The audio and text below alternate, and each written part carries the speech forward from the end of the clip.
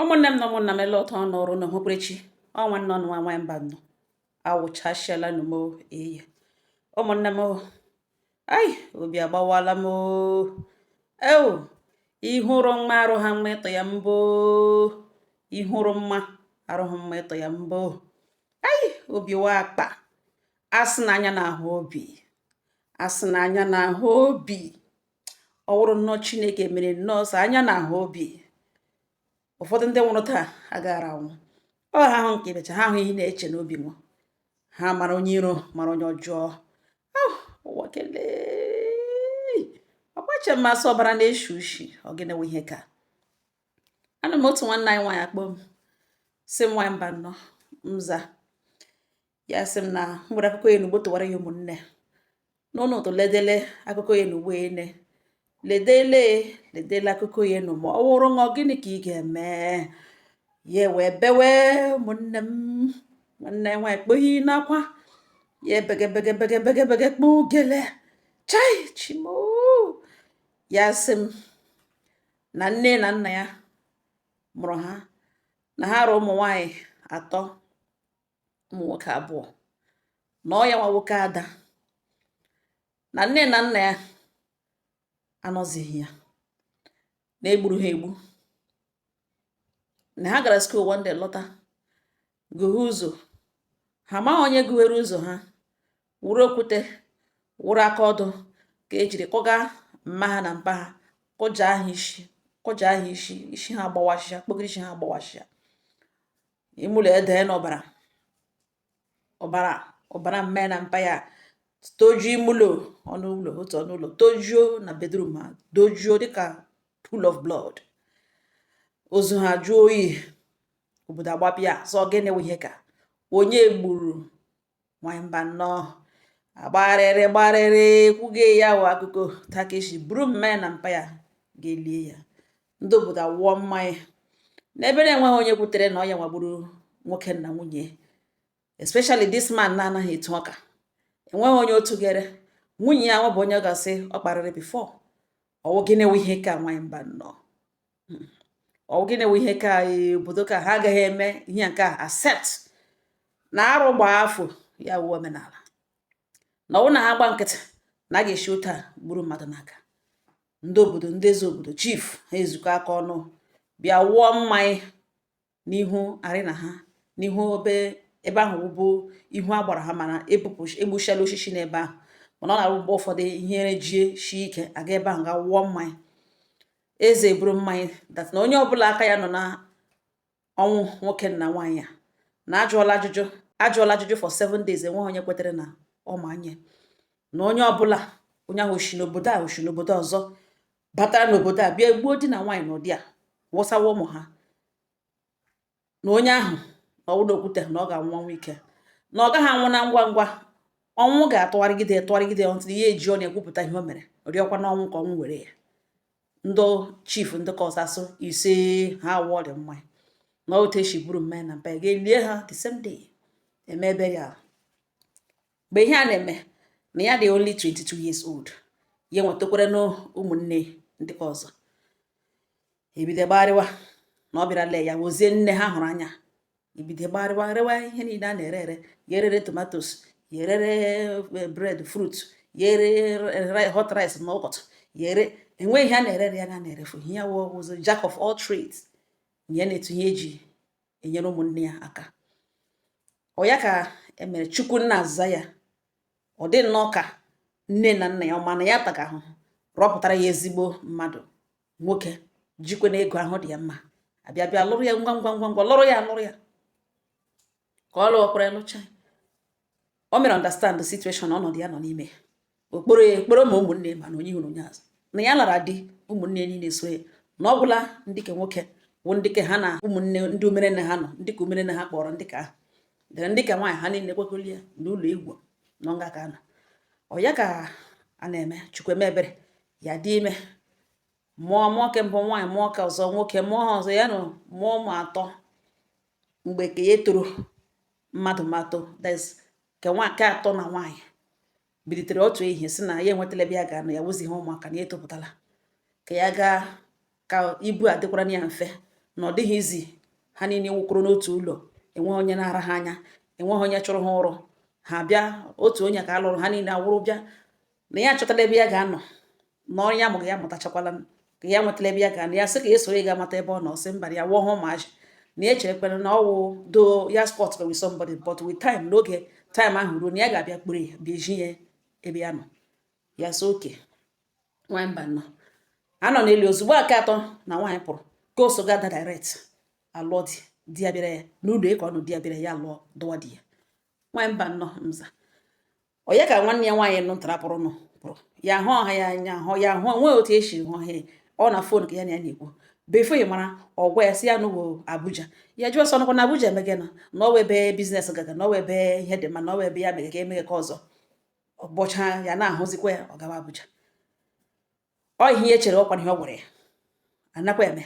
Chukwu nna emere ya ebere ya tụrụ ime ka anọ mụọ ha kwa nwa nwoke ya na di ya ha nga but na ha amụchala. N'oru otu ụbọchị nwamba nọ after like 3 years nwanne ya nwaanyị ka atọ kelugbo ine di ya bịawara ya o sendere picture the man si o ledele onye ya na ya kpaga for some time na ha chọkwara na ịlụ ya ele the young man say na ọ dị mma na ọ dị mma na ọ mara mma nwa okorobịa na ọ dị mma na ọ gakwa n'ụlọ ọgwa ya jụọ esi ya na ya kpatakwala na ọ matakwala karata ya ọmakwa ọhụga ihe mego ugbu a na ka ya na ya bụ anyị ha anyị na ọwụ Chineke nna ji gọzie nwanne ya nwaanyị ahụ eme na ya na ya ahụ anyị ha anyị mana even na that na Chineke nyere ya nwoke dị mma na ọ yetọkwa ayetọ bihi na mgbe ya lụrụ detụ iche even though na few years ago mana compared to ihe mego ugbu a na ya na ya bụ mara tọkwa onwe ha at least ọgodo 6 months. Nwanne ya nwaanyị gwawa ya na ya na ya bụ anyị ala more than 6 months ahụ ọ na-ekwu okwu ya ya so okay in that case na ha mara na n'onwe ha ọ sị yes na elekwana mgbe ọ kwadoghị ịbịa ọ gwawa ya sị na ọhịa na ya bụ ga-put heads together ka ya mara mgbe ọ ga-adị mma na ya jọsịsị ka eji ya na lekwana ma ọ nabatakwara na ọ mana ya were latest the only mom ihe nwere na ya chịwa ya sị mba ya nabatara nke na ọ dị mma na ọ ga-ekporutekwa ya ụlọ ya na di ya hụkwa ya mekwere n'ihe ọjị ọ makwara na o nwere mmadụ ya gwa ya sị nsogbu anọ na ha ga-abịa. N'oru 2 weeks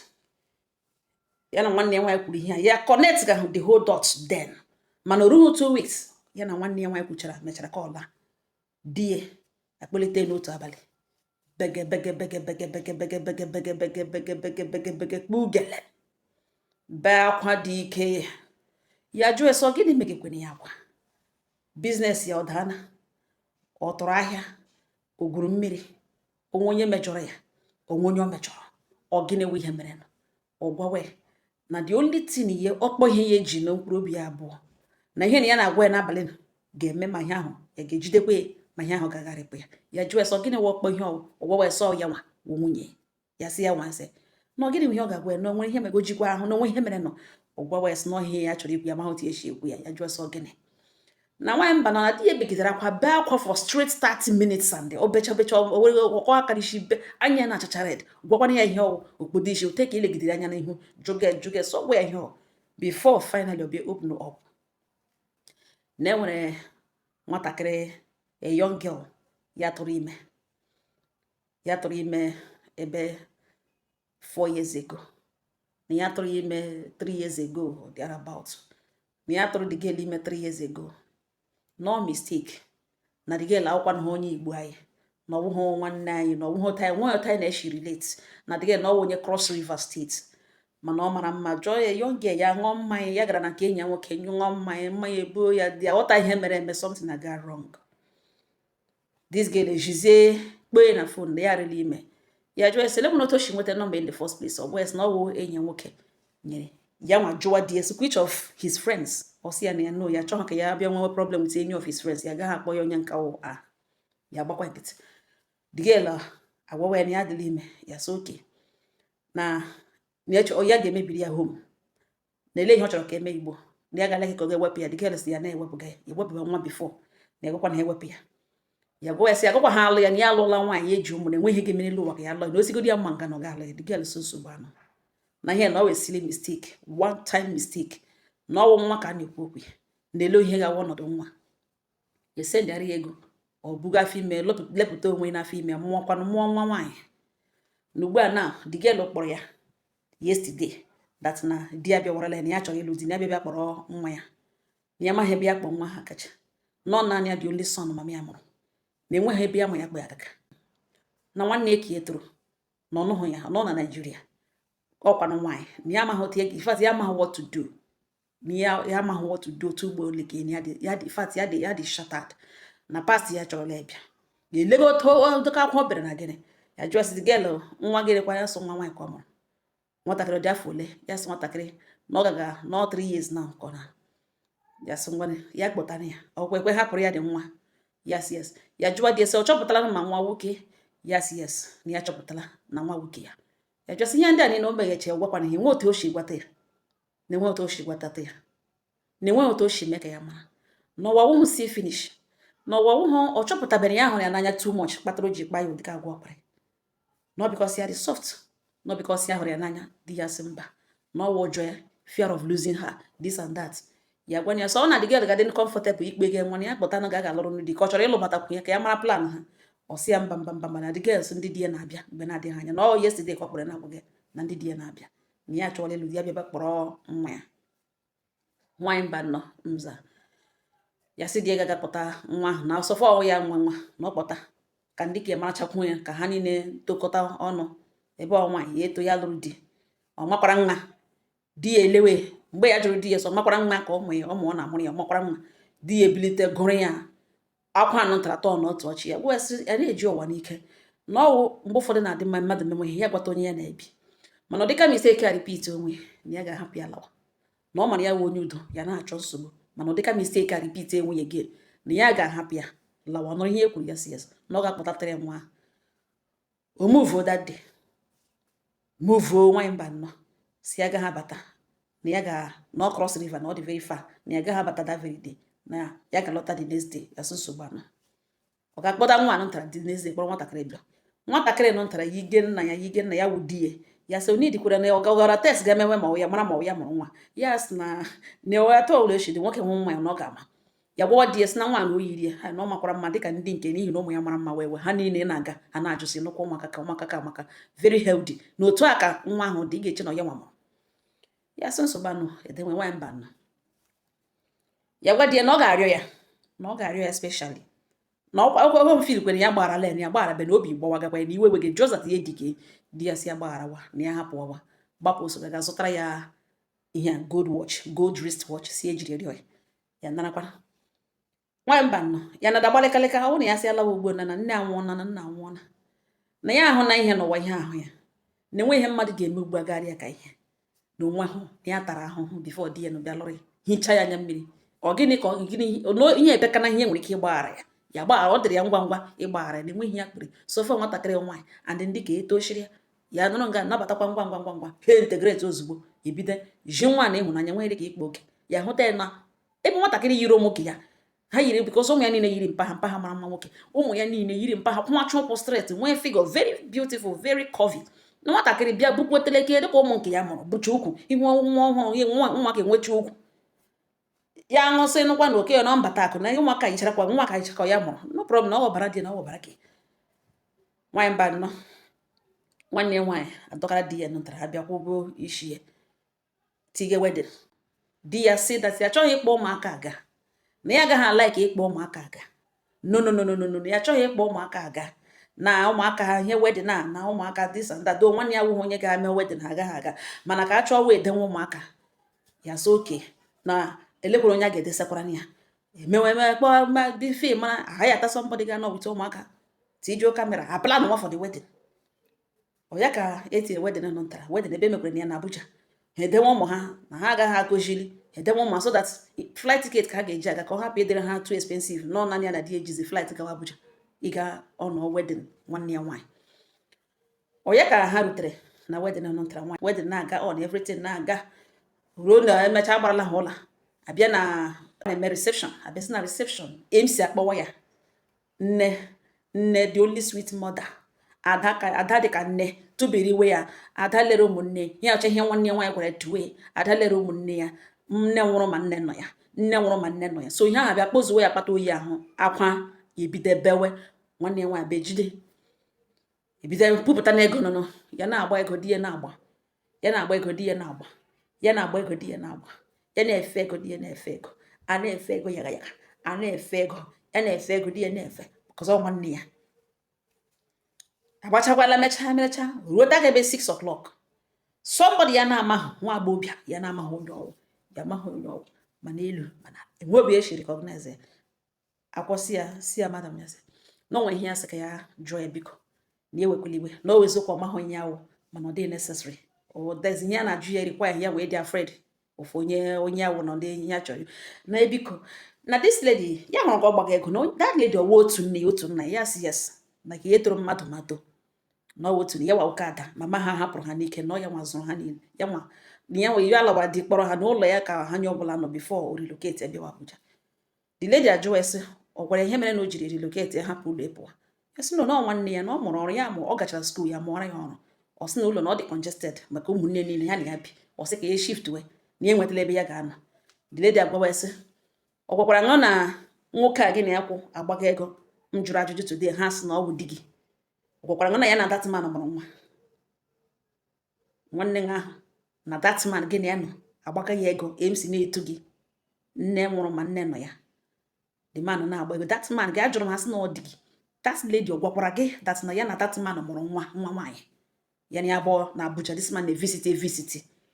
na ọ ka ọ chọrọ ịlụ di ugbu a na ka ahụgazi nwa ahụ na ọ dị even na ọ dị sure na this man ọlụga nwanne ya nwaanyị na ọ dị awe na ọ mụọ na nwa bifo na nwanne ya nwaanyị gwakwara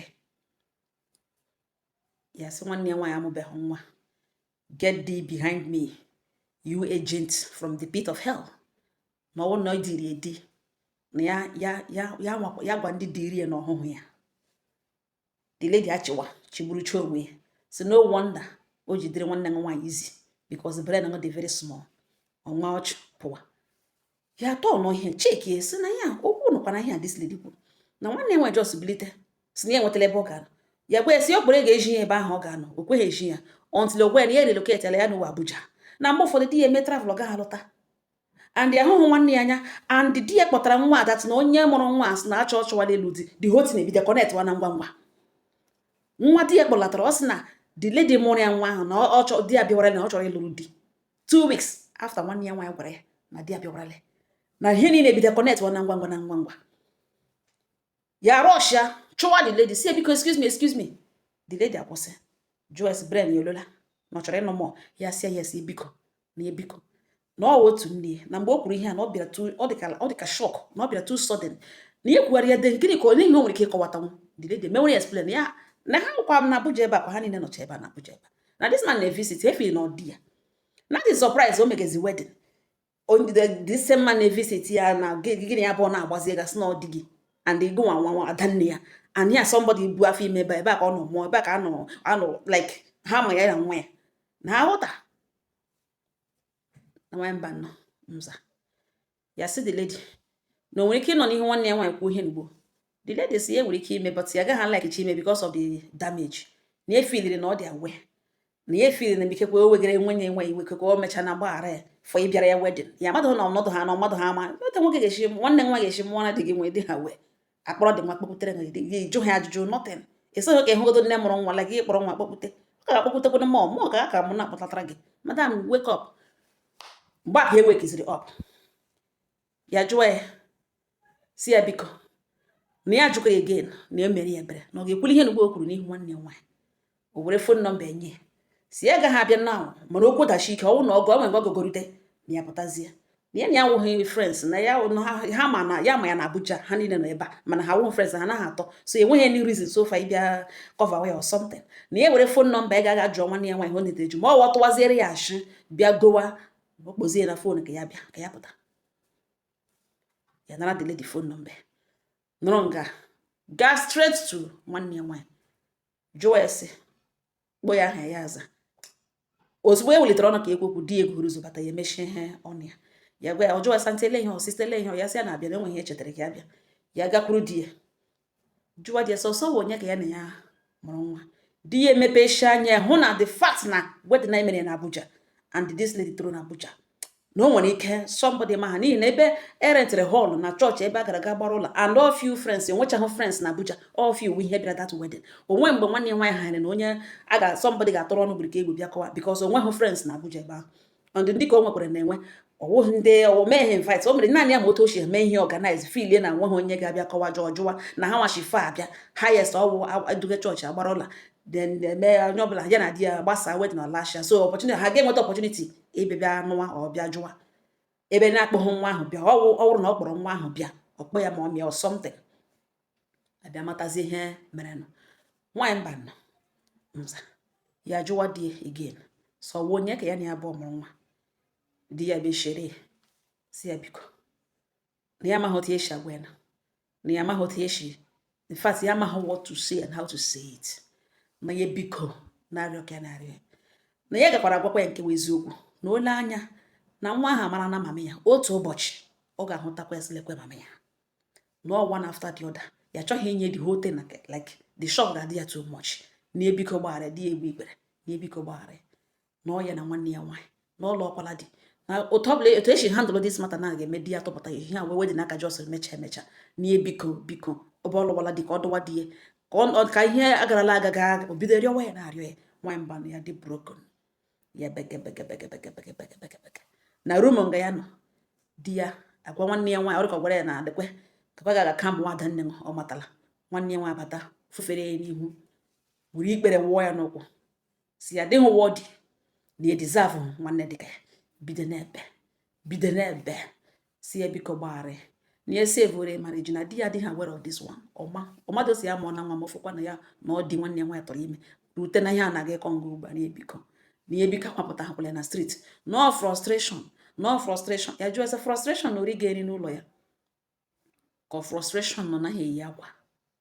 ka frustration nọ ga ole ha wayek ya emekiri shon olere wayek jide n'aka mụọra ya ọrụ na ọ na-eri ihe gụrụ ya alụghị pọl man na nri na anụ na stọọ nyafụ kedu ebe ndị frustration shiri bịa na ihe ọma ya mere ọwụta ka oshakwa ọ mụọra di ya nwa kpe ga-akpọtara ya bezentụrụ lụrụ ke na-asịzi ya emeshọn ya aka ya kwapụta na street na o bilọngụ na street na ebe o bilọngụrụ na ọ na geto na ya ga-eme ka sure na ọ tara ya omere ya bere na ya ga-ata ya tajụsa ya oyi nwekwa mind mee invite ya bịa wedin ya na-efe ya ego ọ ya gwara ABC tụnwe ya nne nwụrụ ma nne nọ ya tụtụrụ ya destroy ya emotionally na-ediri ya di nne nwụrụ ma nne nọ ya bege chetachara ya ọnwụ mama ha ihe na ihe kacha obi wee fail hụ their parents n'ihi na ọkụ ma ahụhụ ya tara ime ka sure na ha n'ọfụma ọmụmadụ ole lụwara dịkpere ụmụnne niile chịrị ha niile na-efe ịdị ha ọkụta eyi a worship dị ewere dị emere chi because of them ya ahụ ya ga-ekwu ya agaghị ekwu because ụmụnne wụsara n'ụlọ ya okporo di ya tara ya elu onwe mind ya rịa ya elu what more ọ mụọra ya nwa na ihe mere nọ na ka ya gadogo eche ya eche mana ya dịkwala comfortable na ya lụọla di ka ya garịkọta onwe ya na nwaanyị mba nọ na m jụtelu ụlọ na ihe na nwanne ya nwaanyị mere ya na ọwa oruhu ka ya na-atụpụtakwana ya na marriage si ya pụta outside bịa hụ ihe ọha ọ chọrọ ịhụ na ọ gbajuru ube na o jiri di ya emejụsị na ọ bịara na marriage ya kparịa ya not only na ọ mụọra ya nwụọra di ya nwa ka ị ga-eyi na ya amụghị nwa na ụdị na-atụchiri otere ya atụchi ọ mụọ ka ya tụkwasị kpe ga nwa ya si ya zụnwa ya bezitọrọ lụzie di na-aga ịnọzi n'ezigbo marriage na-asị keep ore that secret na m judelu na ụmụnne na ọwụrụ na ole ha ị ga-eme na di ya na-arịọ nwanne nwaanyị na-arịọ na enwebeghị nwanne ya kore ihe n'ugbo ene na ọ ga-awụ m otu ugbo ya kogara m ihe n'ugbo na ihe ka nọ between nwanne ya nwaanyị di ya and ya nwa na nwaanyị mba nnọọ na m judelu ụmụnne na ọwụrụ m ole ha ị ga-eme na ọ kpara ya ọnụ oriri ya ọnụ ụmụnne m ogwegwele gbucha m si nwanne m nwa ya si adanne adaọma nwaanyị ọma nwere obi ọma ana m ihe niile kwuru aga m agbotowakwara ya ụmụnne mana ka m gwata nwa my own n'ihi na asị uche onye adịghị ya njọ biko nne m ihe a mmiri sụga n'otu ite nwanne m nwaanyị rụrụ ala pụọ ezi elu o mere arụ ihe o mere jụrụ njọ jọgbu udele na njọ mana mgbe ụfọdụ emeghị ihe gị ji ngwa ngwa megwara you end up making the person strong enough imezi nkara ka o mere mbụ ọ ga-ahụta na you have done your worst highest imegwarala ya pụtazie kwejizie wụọ ọ na-egiri mee ị ga-enwezi peace of mind ebe ị dịwele ebe ị gbagharawala nwa ya nwaanyị ahụ gwụkwa nwa ọ gbabara ọ nwanne nwa nwaanyị mụrụ ya di ọtọrọ ime ebe ịhụ na nwa ahụ nabata ya ji ịhụnanya continue that way hapụ ya oburu wee dụwa di ya n'ihi na ị ga-akọwa ya di ya tụpụta ya ihe mbekekwe na ekiti ya na di m ga-eberekwe na-aga mgbe ebe ka ọ gụbebechi ike mgbe ebe sef omeme na ịbatazi abata na second wife ya nụrụzi ebe dị ngode nwere ụtọ ọzọ information ọzọ ị ga-enweta information ọzọ ị ga-enweta na ọrụla ime ka abụọ di nga atụrụkwa ya ime gawa because ihe ewu ihe ha dị mbụ emere nwe ha eseghị okwu ha nọ na-erezi nwa ha together tili di ya bịara ya ghọta na ihe na-edere lụ di hapụga di nwanne nwe pụọrọ ya ọ lụrụkwana di emene wedin that young man ị ga-emekwara ya ebere n'ihi na ụdịrị ihe abịa bụ ashiwa ya ọ ga-emekwa ya ka nwe ha jugburu nwe ya fụgburu onwe ka nwoke kpatara ego hụ nwaanyị masịrị ya lụọ lụtụrụcha ya ala mara eji anọbeda anọ ekwu okwu mgbasa ihe mebie ọ ga-enye nsogbu ọ ga-afụ maka nwoke lụrụ nwanne nwaanyị fụkwa ma onye ihu fụ onye azụ a ga-eblem ya mana ga-eji osisi akụgbu ya you will end up making her strong di ya tọpụtaghala ya ugbo ene ọ dadịna dike ọ dịghị na gị buruzie ya nwa na gị ọ ga-asa after all ịmatala ọ gịnị ọzọ so aga m asị hapụga sleeping dog ka ọ laa ya ụtọ ọ nụrụ onwe hapụkwa ya biko nne m idiwele ediwe dịtọpụ ị nwere right esi enwe ihe jikọrọ gị na ya gara onwe ya na enwe ihe jikọrọ gị na ya abụọ mana kpụrụwa nwa di ahụ enyi anaghị akata nwa di ya agaghị akata nwa di nwa di ọwụhụ di ya ga-azụrụ di nwa masị kpa ego enwe mana ọwụhụ di ya ga-azụrụ di nwa ya nwatakịrị zụkwa na mara mma enweghị onye ma afọ ga-amụ eze echi nwa ahụ amụrụ nwa nwere ike wụrụ star o nwere ike ya ga-awụrụ ike ga-ebute nakọta ma ụmụ kenụ ma anụ ma onye inwe onye azụ o nwere ike ya wawụ dị oli star anụ ya n'afọ ka ọ mụrụ kpa ego ahụ kpokpowa anaghị achụ nwa ajụ enwe onye ma ihe echi ga-eweta hapụgo okwu a niile ka ọ nọrọ ọda ya down ebe di ngarịọla ya onwe kwe narịọla nke sị anụrụ onwe gị nọrọ nwa tili gị rụkọta onwe and elekwele nwa ahụ anya na ụdị dị ọzọ ọkwa nwa nwanne ọkwa ọbara nọ n'ime nwa ahụ ọbara dị nọ n'ime nwa ahụ ya niile mmiri soga n'otu ite nne m gbarawa aga m agbọtọwara ya ụmụnne ka ewu ihe m sị m agbọtọrọ m n'obi nke m ma ihe hapụ m kwuo mana ụmụnne gakwa agwakwa na 1 or 2 ị ga-agụ kọmentị enweghị ha sị nwe gị wee mejuru okwu mana wetugodo obi ejiri ike ka ị hapụ imebi ihe nwanne m nwaanyị ọhịa m gwara ya ụmụnne m ọ ga-agụ kọmentị ọ na-enwe nnọọ ihe ụnụ si ya mee ụnụ esi ya bịa kpọrọ nwa ya bịa gwadie ihe nwanne nwaanyị mere ka akọwashiwa ka ụnụ si ya nọrọ nwa ihe ọ bụla wụ nnọọ uche onye adịghị njọ ụnụ gbotowe ya ọ nke ọha nọ m n'ọnụ udo dịrị ụnụ